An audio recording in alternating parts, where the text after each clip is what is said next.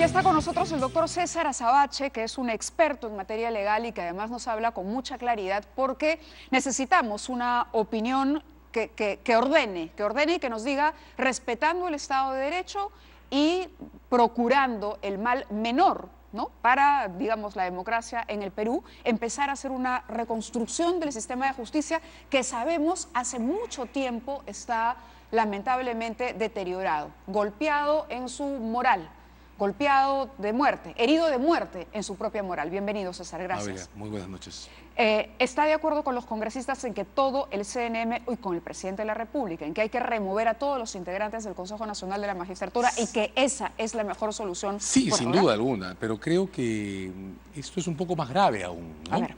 No solo está el CNM, que creo que gatilla esta crisis, sino que está César Inostroza de por medio. Claro, hoy día el CNM lo acaba de suspender de manera indefinida y sin goce de haber, pero es este CNM el que lo ha suspendido. Notemos la señal, ¿no? No hemos logrado que renuncie. El judicial no ha logrado que renuncie. Y se supone que cualquier reforma de política judicial es el judicial quien debe mostrar el liderazgo y la energía.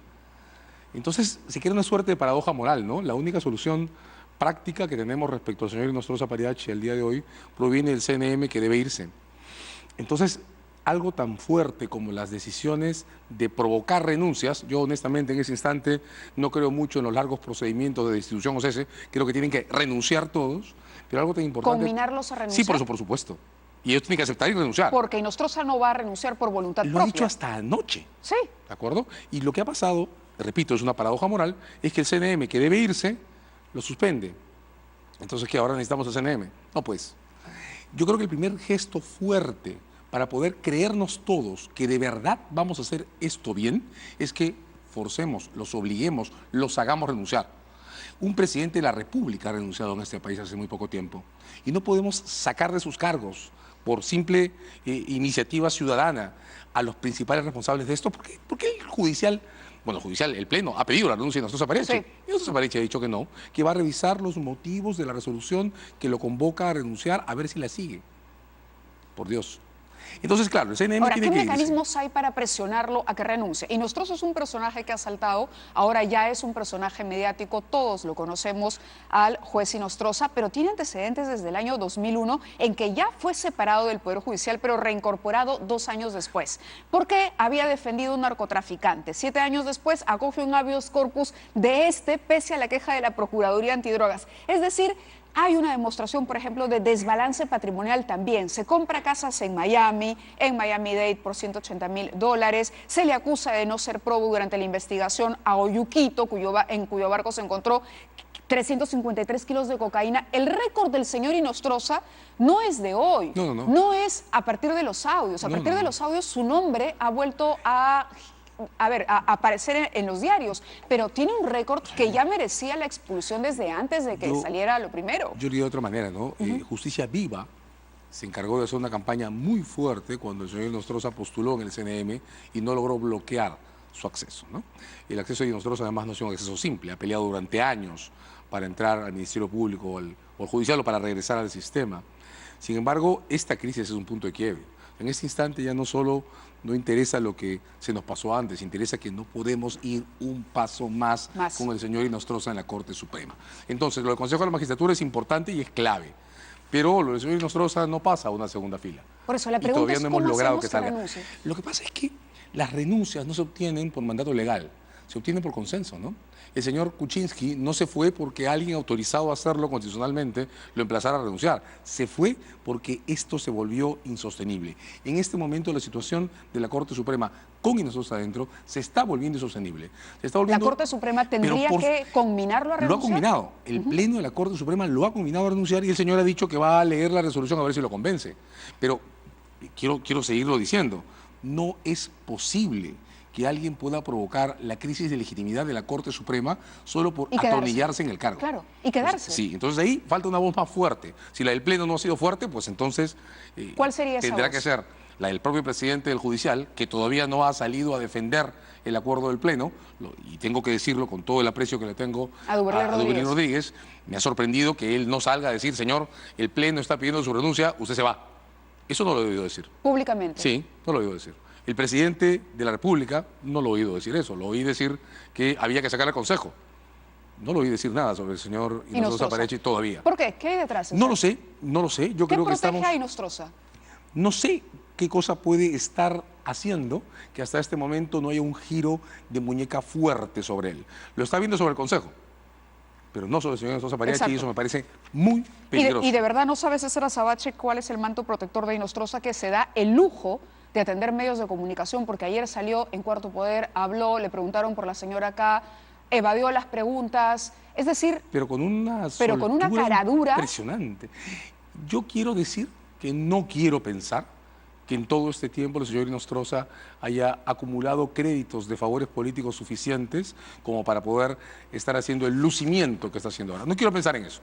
Quiero pensar que es posible que demos vuelta al timón y que colectivamente, desde las autoridades públicas y como sociedad, no paremos hasta que se vaya, porque desde mi punto de vista, la viabilidad de algo tan difícil como lanzar este ciclo de reformas judiciales supone claridad y supone dureza respecto a los personajes que han provocado este momento político. Sí, es decir, podría haber una protección política, pero también podría haber una protección de algún poder económico, vinculado, cómo no, por ejemplo, al lavado de activos. Cuando Heresi habla con él y le pide consejo para convertir lo que ahora entendemos era ese fallo que favorecía las investigaciones de lavado de activos, contra el lavado de activos, las hacía muy complicadas porque había que encontrar el delito fuente, es decir, ya un caso de lavado de activos se convertía en un tema mucho más complicado de probar. Favorece finalmente el archivamiento del caso de Joaquín Ramírez por un lugar, y ahora también tenemos información, esto se da a conocer en el año 2006, por ejemplo, de lo que ocurría con el hermano de Salvador Heresi, ¿no? Y ex asesor del vicepresidente del gobierno regional del Callao, Víctor Albrecht, que aparece también comprometido en los famosos Panama Papers.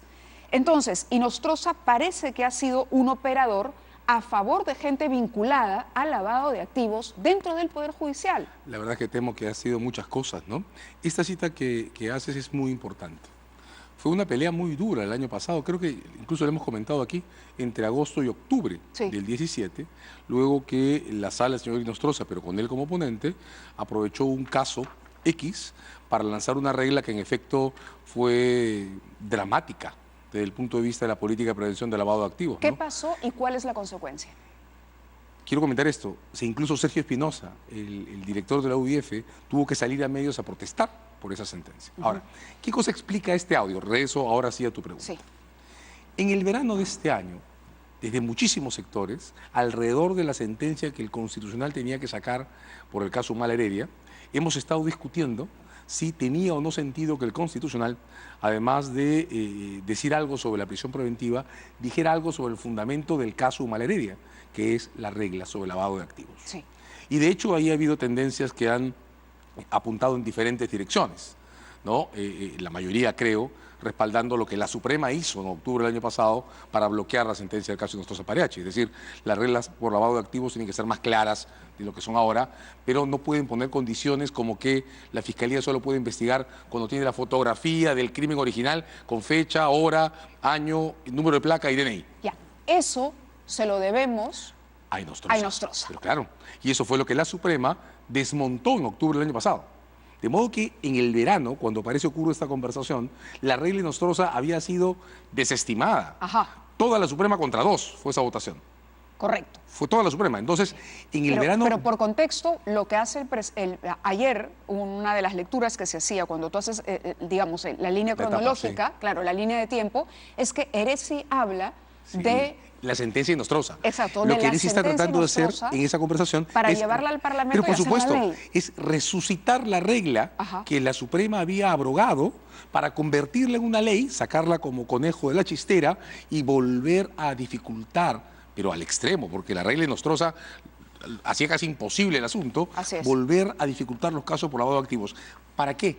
En el contexto de febrero y a favor de quién. ¿De acuerdo? Porque claro, creo que todos podemos reconocer que en los casos por lavado de activos que se discuten ahora hay muchísimas cosas ambiguas que hay que corregir, pero regresar a la regla Inostroza en el verano de este año ¿Qué significa? ¿Parar qué desde el Congreso? Me ha sorprendido esa conversación. De hecho, en los debates del verano, uno veía a todas Ahora, esto las estaba en posiciones manos, legales. en principio, de la Comisión de Justicia. En realidad, ¿A quién le hubiese tocado elaborar esa? Sí, claro, habría estado en justicia, habría pasado por el Pleno. Pero en febrero de este año, cuando todos sabíamos quiénes estábamos sosteniendo qué sobre el lavado de activos, él sí no estaba en la lista y no estaba en ninguna discusión. Tratando de recordar los momentos, el instante por instante, solo se me ocurre que esta conversación puede haber tenido lugar en el momento en que quedó claro que el Constitucional no iba a discutir las reglas sobre el lavado de activos. Debes recordar que en ese momento el Constitucional alargó la discusión sobre el caso Malheredia. Sí. Bueno, lo que trascendía, lo que discutíamos en el pasillo, era que el Constitucional estaba discutiendo mucho hasta dónde iba a entrar en ese procedimiento y al final decidió entrar en muy poco. Bueno, ese tiene que haber sido el momento en el que a Grecia se le digamos que ocurrió... no hay vínculo con la situación del hermano, pero lo que sí hay es una conversación para convertir en ley este fallo. Sí, que acababa de ser aprobado. Y hace pocos minutos hemos mostrado la lista de quienes integran la Comisión de Justicia, que son los que tendrían que evaluar esa idea. Sí, por supuesto, eso tendría que haber pasado por justicia. Entonces, esa idea que tendría que haber pasado por justicia, la tendrían que haber visto Becerril, Villavicencio, Oliva, Mulder, etcétera, todos los que han saltado en los audios. Claro. Entonces, no es gratuito, como le decía Gino Costa, que la Comisión de Justicia, que tiene a estos señores integrantes, eso pasaba por un tubo, por esta Comisión de Justicia. A ver, hay varios niveles que hay que revisar con cuidado en este ciclo de audios, ¿no? Uno que es abiertamente delictivo, 10 verdes de garantía para un puesto, y otros que se mueven en derivaciones clientelistas, pasilleras, perversas e inapropiadas políticamente, ¿de acuerdo? Claro, lo que estamos viendo es el despliegue de una estratagema que reemplaza hacer política por simple cooptación de cargos y puestos. Entonces, más o menos claro que el sentido de estos últimos audios, que tienen diferencias de tono con los primeros, lo que está mostrando es que sobre la base de este esquema de tráfico, de perversión en el manejo de la cosa pública, hay ramificaciones que derivan hasta prácticas clientelistas. Que claro, el que hace clientelismo en política no siempre es un sujeto corrupto en sentido estricto, sí, claro, pero es altamente vulnerable, ¿verdad? Entonces, esto que estás comentando, el modo en que han pasado las cosas, estas conversaciones extrañas con almuerzos y demás, lo que muestran es el enorme nivel de porosidad que tiene el sistema. Y claro, dentro de todo lo que hay que hacer, también hay que transparentar esa porosidad. Porque ¿no? el reto ahora es entender el contexto de estos audios y, como decíamos desde la semana pasada, armar el rompecabezas, porque, claro, los audios aislados quizá no nos dicen nada, pero cuando uno ve el contexto en el que se dan las conversaciones y empieza a armar una línea de tiempo, entonces ahí sí empezamos a darnos cuenta cómo ha funcionado esta mafia instalada en el Poder Judicial, pero que ha tenido también, digamos, o que se ha prestado para ser utilizada desde el poder político o desde el poder económico, con estos empresarios que eran, ¿no?, una suerte de correveidile en todo eso. Y eso que dices es muy importante porque eso además muestra la agenda de temas que, por ser de interés de esta mafia, muestran además qué cosas tenemos que terminar de resolver. Y sí, las reglas sobre lavado de activos y su alcance están en la agenda de esos asuntos que tenemos que terminar de encarar como comunidad, ¿verdad? Ayer se entrevista Inostroza, pero en un momento, a ver, acá hay un tema interesante. El caso Keiko, la famosa señora K, ¿no? No le voy a pedir al doctor Azabache que me diga si él cree que Keiko Fujimori es la señora K.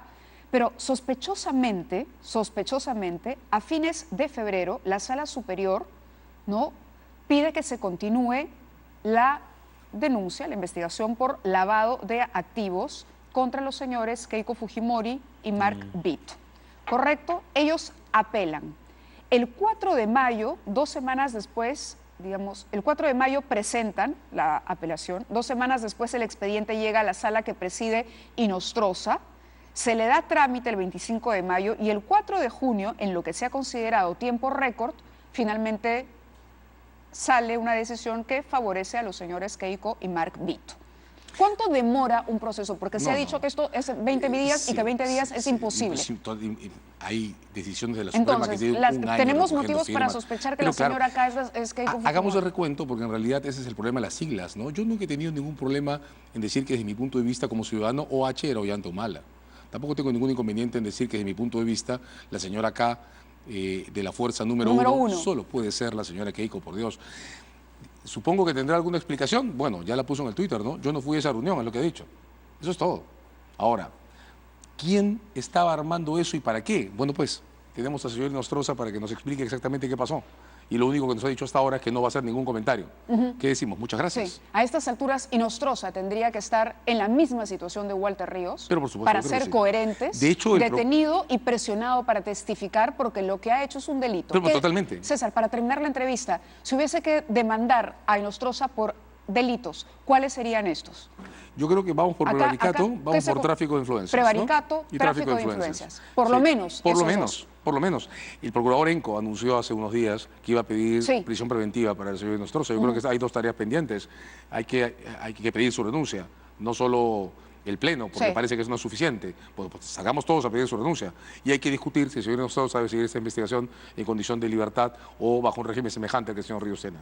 No, en libertad no lo podemos dejar. Por supuesto. Hay que discutirlo. Ese pedido tiene que entrar, esa audiencia tiene que hacerse y esa decisión judicial tiene que tomarse. Correcto. Pero ya. Eso es muy importante. Si no concentramos las energías institucionales acumuladas en este momento para producir decisiones rápidas y claras, este proceso se nos va a ir de las manos. Es muy importante que haya una comisión estudiando qué medidas van a lanzarse primero y cómo se convocan fondos y voluntades políticas para esto. Pero la condición para que esto marche es que seamos claros y rotundos respecto a los personajes de esta historia. Genial. Muchísimas gracias, César Azabache, por estar con nosotros. Tenemos que ir a una pausa y cuando regresemos, algo del archivo para refrescar la memoria sobre la intromisión política en el sistema de justicia en nuestro país, que hoy estamos viendo.